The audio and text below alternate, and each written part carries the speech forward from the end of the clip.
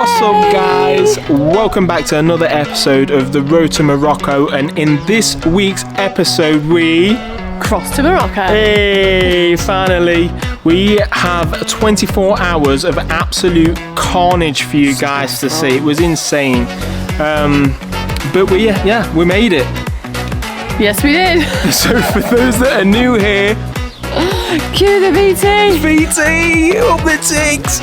This is Dan, Captain and Chief Engineer of Operation Van Life. Not to mention, he is growing the meanest moustache on the road.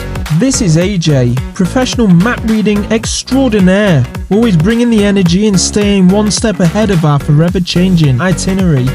And this is SJ, our little bundle of energy, always looking to explore the trails whilst keeping us topped up with ice cream. We swap the norms of living in a house and having careers to live as a full-time van life family, documenting our travels as we embark on a journey of a lifetime with our toy Poodles, showing you the highs and lows of full-time van life. One thing's for sure, we always come out laughing together. In this series, we are travelling from the UK to the Sahara Desert in Morocco in our babe of a motorhome, Pamela Vanderson, and we are taking you guys along with us for the ride. We are the Travelbucks! And this is our story.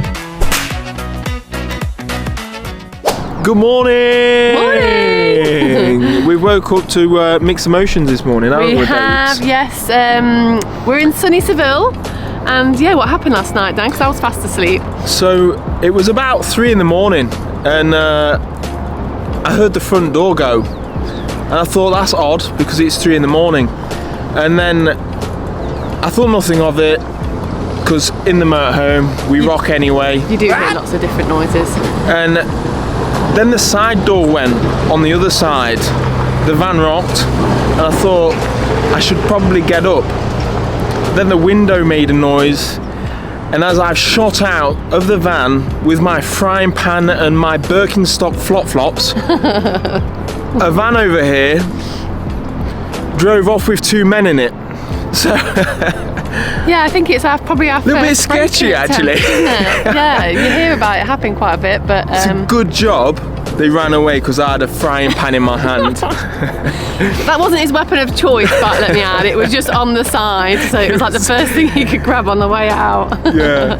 So then on the flip side, the good news is we've had an email this morning from Point of Veterinary, and we're ready to go and get the blood tests, aren't we? Yeah, the Which is paperwork back. nice. So that's literally, a week and a half? And they said it was going to take like 3 weeks.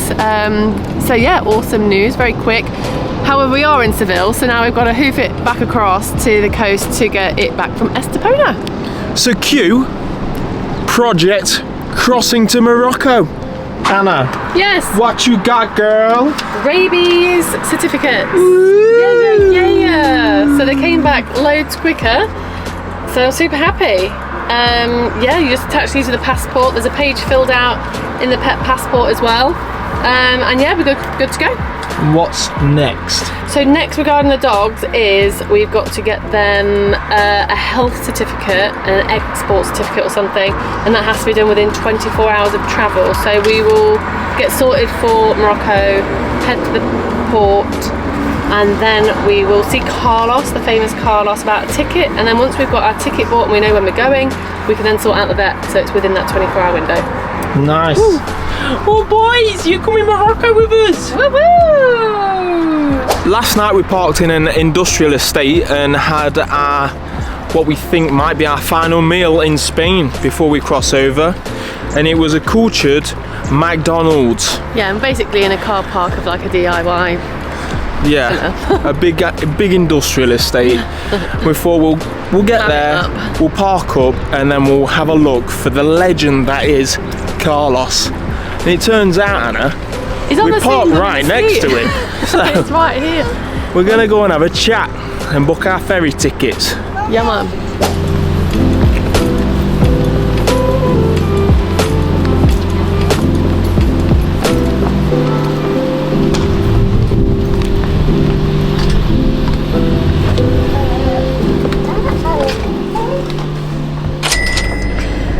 So we've just been to see Carlos. well, actually he wasn't there, but the lovely ladies helped us in his shop. We've got our ticket. It's an open return. There's multiple times this afternoon we can leave, or tomorrow. We just need to get the dog sorted, so we've rang a vet and we are off to get their health certificates. They need to have those done within 24 hours of travel. So once they're sorted, we can literally just pick a time and head on to the port to go. Yeah, so we paid €300 for the open return. They are kindly storing our drone for us. That's like within the price. It's just a free service that they offer because no drones are allowed into Morocco. And they gave us a nice bottle of wine and some like chocolate biscuits or cake, I'm not quite seen, and some lovely sweeties for Savannah, so he was happy. Yeah, I think that's everything. Oh no, our vets, we're going to the vets, and I think we're paying €40 each per dog for the health certificates, but I will confirm after we've been in. Yes, darling? Those sweeties are not very nice. Oh, the sweeties aren't very nice apparently.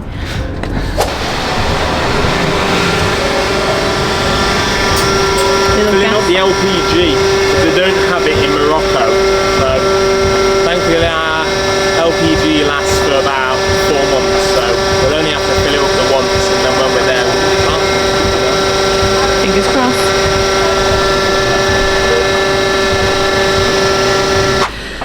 Oh, not gonna lie, I do feel a little bit sick. Yesterday we woke up in Seville and we had lots of stuff to sort out before heading over to Morocco. Never in a million years did I think we'd be actually getting on the ferry today. Yeah, I don't deal with last minute changes very well. I need like some time to process stuff.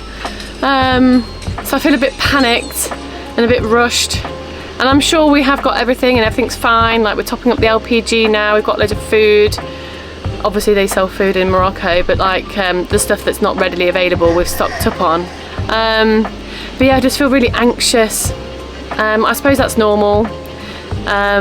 Dan's just like, go, go, go, get to Morocco, super excited, and it just takes me get a while. So yeah, I've just finished at the vets. They've filled in all the paperwork required. They didn't even look at the dogs, but hey, €80. And yeah, we're good to go. We've got to go now to the PIF office down at the port. So we've got another appointment now, and they will provide us with the export certificate, and then we're good to go, finally.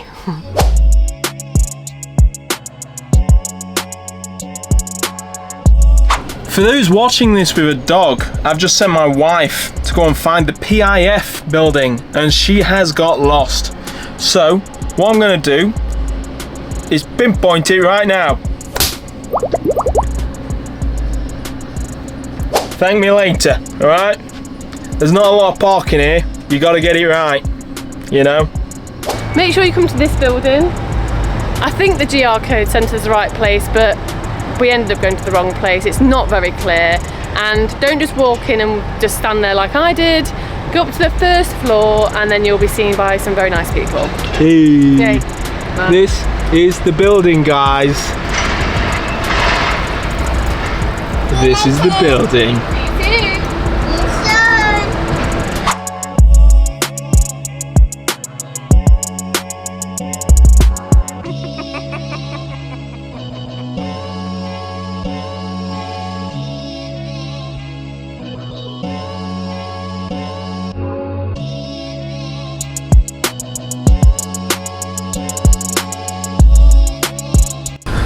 Oh, you're getting excited, Daniel? Yeah, buzzing. Yeah.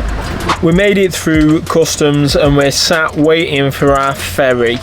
Now, Anna, what have we done step by step thus far, i.e. the bloody dogs? Are the rabies boosters done? They had the rabies boosters done because our normal vaccines are 3 years and Morocco has to have them within 1 year. Plus, to get the best results from the rabies titer test that we need, you're best off doing a booster, waiting 30 days when the levels are at the highest, then getting the titer test, waiting for the results for the titer, Once you've got the TTA certificate, not just the email, but once you've got the paperwork back, you can then head to the port basically and organise your travel. Once you know when you're travelling, it's then a health certificate, so you have to go to a separate vet to basically say that the dogs are fit to travel.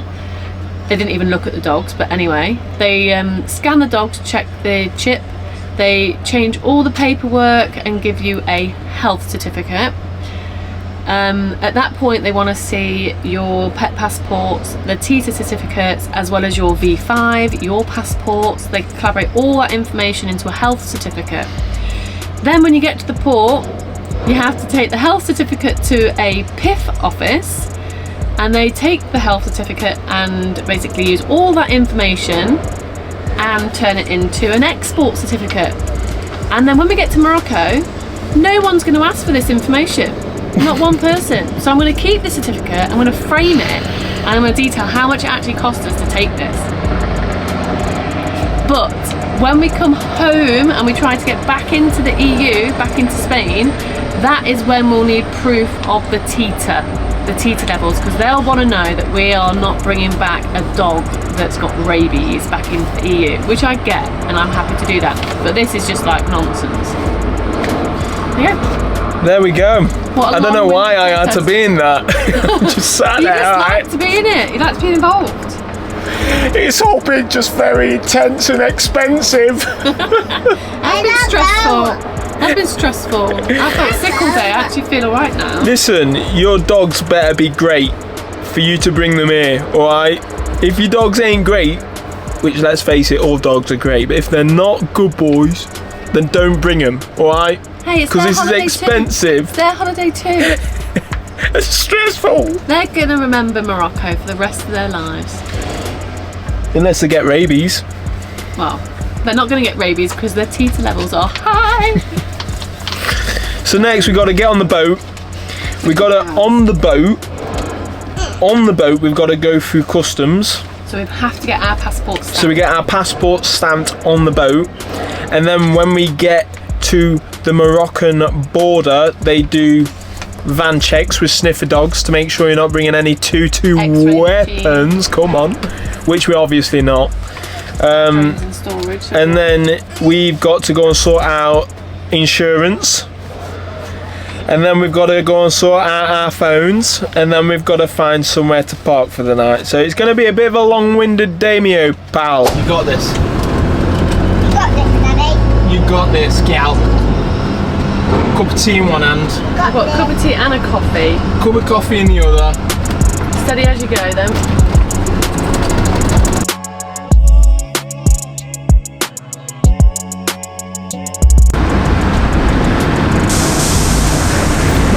He just hits to me.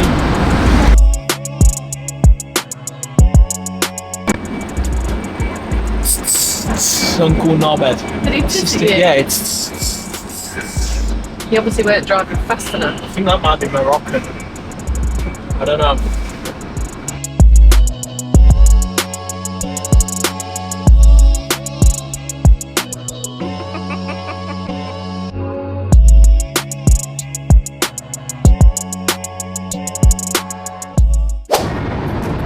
I'm not sure if you can hear me very well, but the ferry just seems to be an absolute free-for-all.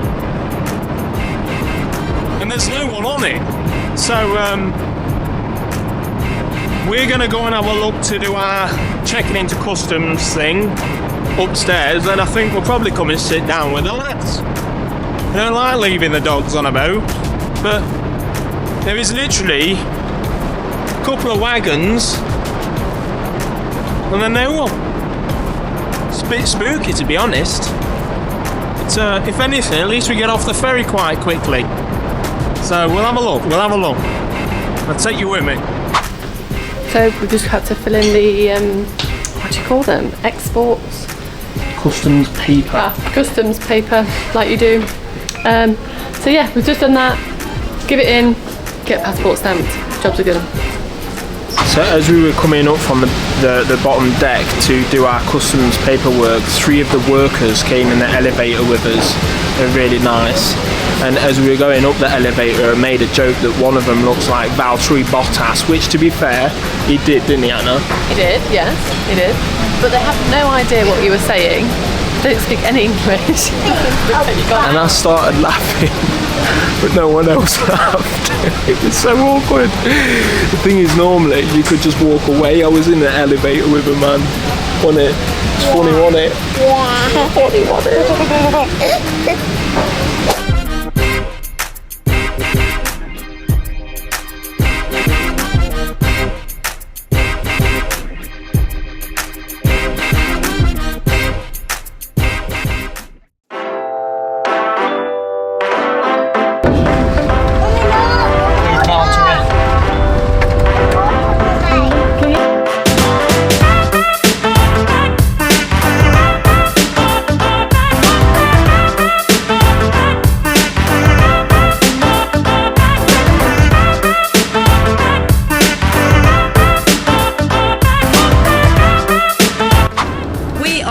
In Morocco.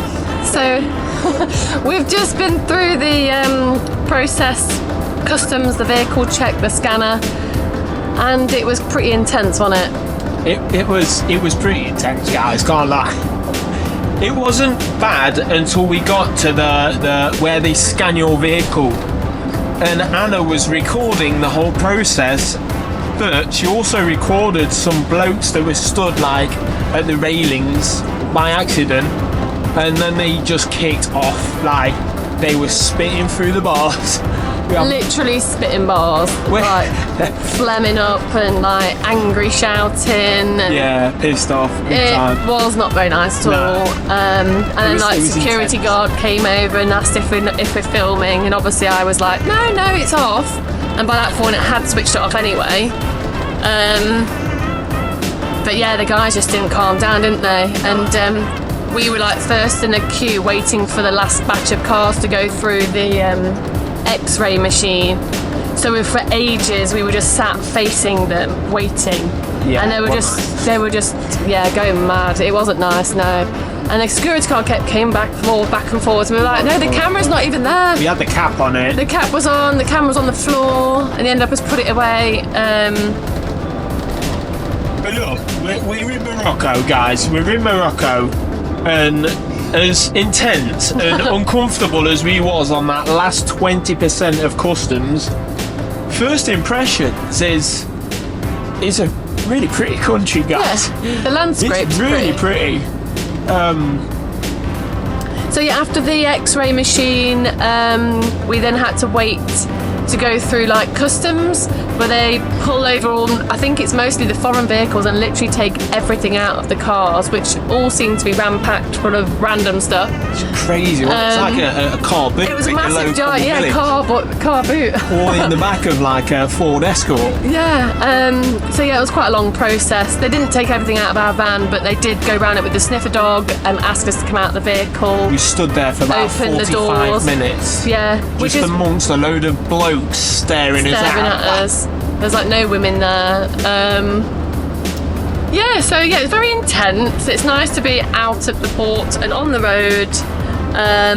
One last thing is that we pulled over just after, so inside the port still, to get our third-party insurance. It cost €200. €200, and that covers for 3 months. And I think from what I've read, it's about the going rate. It's about the going rate anyway, and it's probably a similar price even if you went for 2 months, so I don't think there's much of a saving.